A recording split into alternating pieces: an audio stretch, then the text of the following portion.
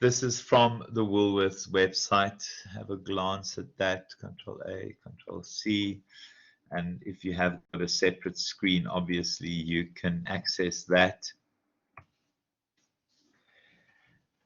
When we look at Woolworths, and we've spoken about how doing business with Woolworths is incredibly difficult in the sense that you have to prove that you're sustainable. So you have to make sure that if you're a supplier to Woolworths, that from a financial perspective, you are well run, that from a community perspective, you impact the communities within which you operate positively, and then also from a specific environmental perspective, that you have renewable resources and that you look after the land. So I quite like their approach. So we can see the kinds of things that they talk about from a sustainability perspective. So their terminology is our Good Business Journey 2020 goals. And you can see what they want to do. That is a significant amount. So every time you shop at Woolworths, you're making the tiniest bit of contribution to that. From a natural environmental perspective, making sure that they reduce water usage by a significant amount. I think we've spoken about how South Africa is a water scarce country and how we have to find ways of reducing water. And part of that obviously is using reconstituted cotton, because growing cotton takes a lot of water, and dyeing cotton has impact in terms of what happens when you dye contact. Often it just runs into rivers. Also like the idea from a natural environment perspective, remember we're talking triple bottom line all the time, is that they have this positive impact in terms of energy, and also making sure that they start using renewables. I quite like this idea, responsible sourcing. There are some issues in terms of stuff that they get from countries that they argue they shouldn't get from, and I don't know where they are in terms of changing their sourcing from Israel. And then lastly, it is about sustainability for all their products. Now, if you're part of their supply chain, and if you're lucky enough to be part of their supply chain, these become part of your daily operations as well. So when we look at this, their focus areas, and I'd love for you to have a glance at that. We know we need to stop using coal fires and electricity generated by coal fire power stations. We know that water has to be used responsibly. We also talk about waste and recycling and fishing and farming. We know that we are overfishing and the oceans will run out of fish as a source. And then ethical sourcing, and you can see the kinds of things. They also, obviously, from an equity perspective, are talking transformation. And it's interesting that the transformation picture looks like that. And then contributions to communities, but also underpinned by this notion that we have to promote healthy living, because healthy living reduces social costs, it reduces medical costs, etc. You can see there in terms of the additional articles. I would love for you to have a glance at this page. You can see the actual page URL there. I'm pretty sure it's big enough for you to see, and I would love for you to look at it. So when we talk about this idea as context as opportunity, we're obviously talking about the context within which the business operates. And there are a couple of things that become important, is risk mitigation. So part of any organization that is worth its salt is some sort of risk management plan, where what people would do is they would try and identify potential risks, and they would create plans to potentially mitigate those risks. Now, it's not possible to address every single risk. No one could have predicted what would have happened in the Ukraine. If you did, then really well done. I know that there were some futurists that had predicted it. But from a risk perspective, it's the obvious stuff. If you're a Woolworths, it's droughts, it's those kinds of commodity type impacting issues. And out of that is to develop opportunities. So we're constantly looking at potential risks, possible risks, and trying to mitigate those, but also to make sure that we look at opportunities into the future. Woolworths has realized that people want to do business with those businesses that do good. So on their website, they spend a lot of time clarifying how they do good. So when we think of the shared value, there are a couple of things that are important in terms of shared value, is that the organization is looking constantly at wealth creation. So we know that when we look after ourselves, there is a strong component of looking after the interests of shareholders. We cannot ever get away from shareholders or the owners of the business, if you want to call it that. And then the second, and I spoke about this before, the redefinition of what shareholder versus stakeholder wealth is. If we worried about shareholder wealth, we worried about dividends. If we worry about stakeholder wealth, we look at a modern way of defining strategic advantage. So from a shared value perspective, it is not just about the business. And this is where, when we look at Woolworths and the kinds of things where they try and impact, there's a strong suggestion around shared value, in particular in this, making sure that from a community perspective, from an education perspective, from a society in general perspective, we make sure that we do good as an organization. The same thing in terms of ethical sourcing. So we constantly are aware that we need to do good as a business, but we also need to make sure that we prioritize who our stakeholders are, and we also prioritize the needs of the various stakeholders. Linked to that, and you can't really separate that, is to start looking at stakeholders that would traditionally have been excluded from your company's markets or supply chain. So what Woolworths does is they constantly look to empowerment processes of developing new links in terms of farmers, in terms of growers, in terms of potential suppliers. And they obviously talk about transformation, and those things are absolutely essential. But underpinning all of this, when you look at the site, is that we are planning to do good. But we don't just plan to do good. We set ourselves some seriously tough targets to achieve. That we set ourselves some seriously tough targets to achieve. And I think the simple truth is to remember that you are looking at those people that are excluded from the markets and the supply chain. So from a Porter and Kramer perspective, there are three dimensions. First of all, we need to redefine productivity in the supply chain.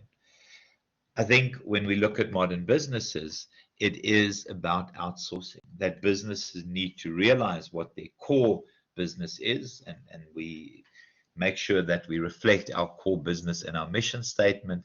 But we also realize that we cannot, as a business, do everything. We can't be our own supplier as well as be the business. So from a core business perspective, we go and find businesses that have as their core business whatever we need supplied into the organization.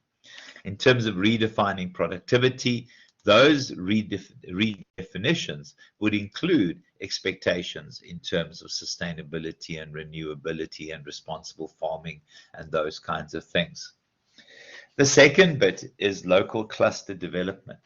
And what we mean by local cluster development is, in communities, we want to make sure that when we set up an arrangement with a supplier within a community, that those individuals in the community also benefit from that supplier's options. We have too many examples where people monopolize certain areas and monopolize certain industries, and the people in the community see no benefit. And again, the idea of the rich getting richer and the never will haves will always be the never will haves is the opposite of what we need from a fourth industrial revolution and a new modern economy. And then it's re-looking at products and services and markets. We need to reconsider how we can use existing products to benefit people differently. I always like the idea of making sure that we get laptops to people who are in poorer communities, because a laptop doesn't just mean that you have a thing to look at for your emails. It creates opportunities to search for jobs, and I'm talking about lower end, cheaper laptops that have links to the internet, whether it's also cheaper smart devices, smartphones.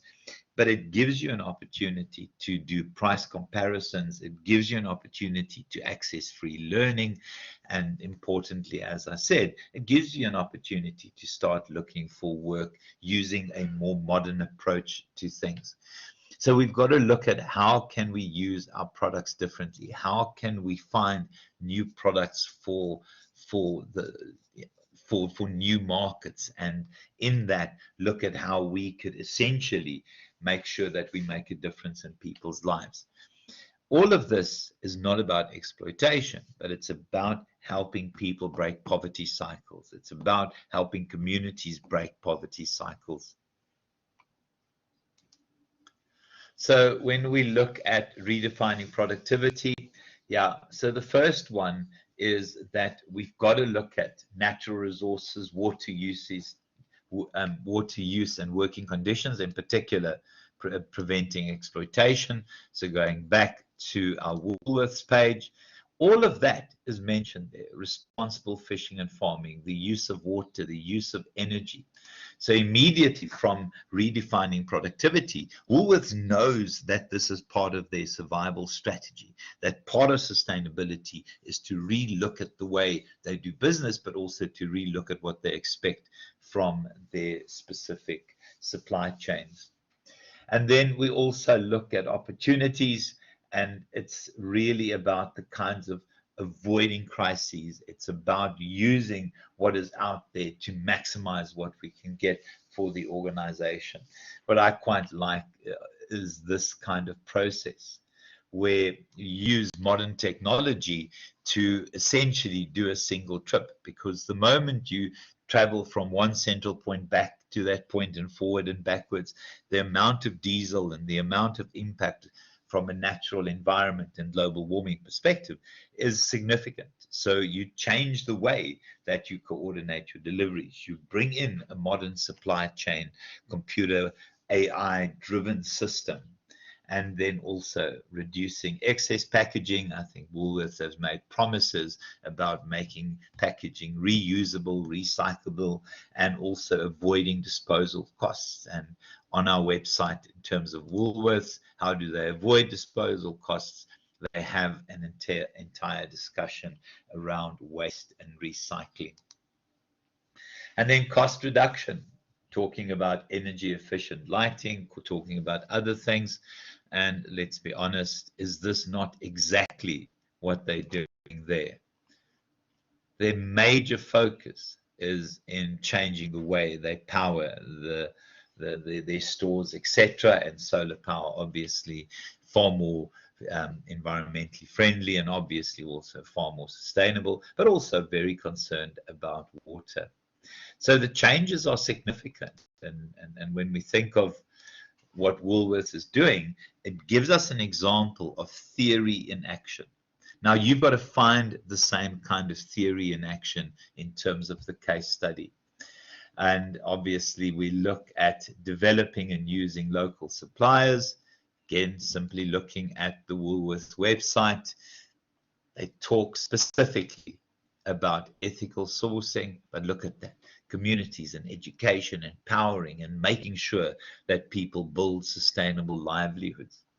So when we look at theories in the context of this textbook, the theory is important, but it's how that theory is applied within the context of a particular organization. And just by looking at the Woolworths website, this entire theory comes to life. I don't know if anyone has a comment or a question about that. What Woolworths does, it brings that theory, because let's be honest, it's another model, it's another theory. It brings that theory to life. Yeah, the shopping bag. Well, the reality is, and I'm one of the bad people there, is if you remember your shopping bags, a 10 Rand shopping bag used 100 times over is absolutely the best deal ever. The Woolworths shopping bag looks lost. But when you're an idiot like me who constantly forgets his shopping bags, then it becomes expensive. Remember, I do the shopping. Because I do the cooking in house, I also do the shopping. Um, yeah, always forgetting. Sorry, who is this talking again? Always forgetting. But it is. So the 10 Rand shopping bag is expensive. But if you've used that 10 Rand shopping bag 100 times, how much are you paying per trip? It works. There's no plastic to get rid of. It is really a good idea.